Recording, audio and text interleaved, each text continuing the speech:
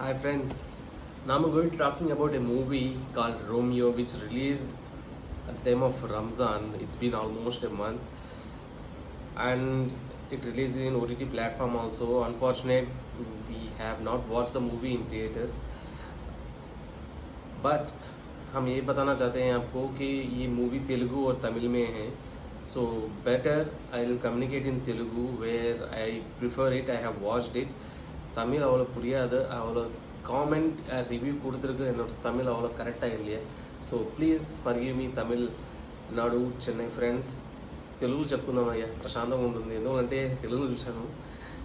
స్టోరీలు దొరక్క లేకపోతే స్టోరీలు సరిగ్గా పెట్టక ఇబ్బంది పెట్టే డైరెక్టర్స్కి వైద్యనాథన్ ఏదైతే డైరెక్టర్ ఉన్నాడో చాలా మంచి స్క్రిప్ట్తో వచ్చారండి. Very good feel movie. చాలా బాగుంది మూవీ ఇది.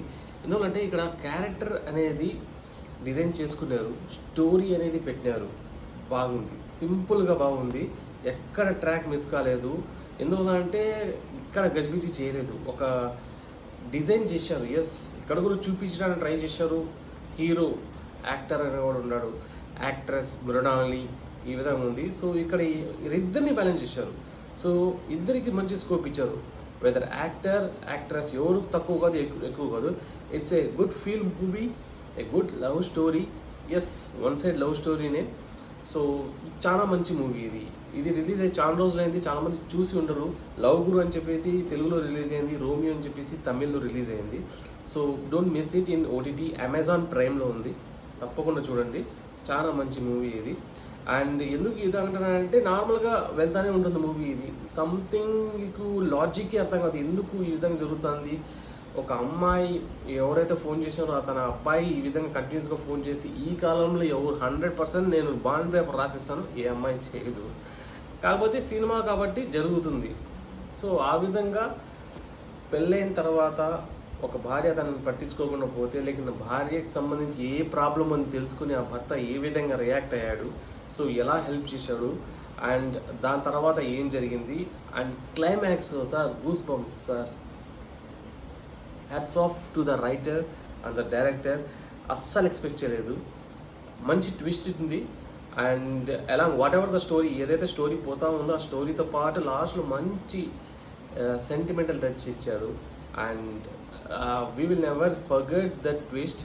ఇది చెప్తే బాగుండదండి ఇప్పుడు, ఎందుకంటే ఇది it will be A spoiler. ఎవరైతే చూడలేదో వాళ్ళకి ఇది స్పాయిలర్ అవుతుంది, అందుకోసం చెప్పడం లేదు. తప్పకుండా చూడండి, చాలా మంచి మూవీ. ఒకటి చెప్పడానికి బాధేస్తుంది, ఎందుకంటే విజయ్ యాంటోనీ ఈ క్యారెక్టర్ సెట్ కాలేదు సార్. ఏదైతే హీరో క్యారెక్టర్ ప్లే చేశారో అతను బిచ్చగాడు మూవీ చేశారు.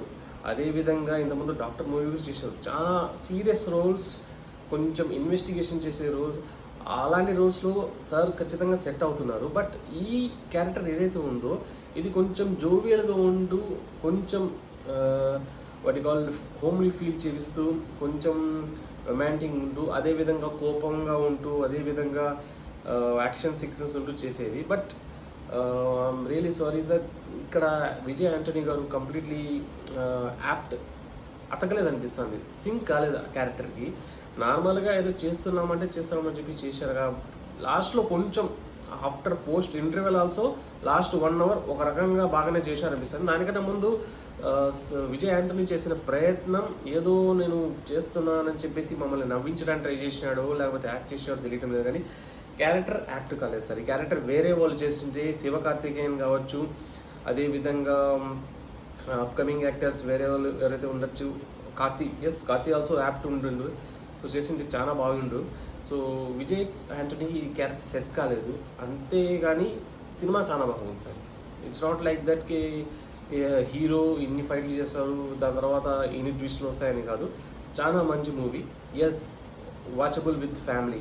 Don't need to worry about ఈ మంచి మూవీ కాదని అని చెప్పేసి. లవ్ గురు విజయ్ యాంటోనీది. Yes, Romeo in Tamil. You can watch in Amazon Prime. చాలా మంచి మూవీ ఓటీటీ ప్లాట్ఫామ్లో. ఎంజాయ్.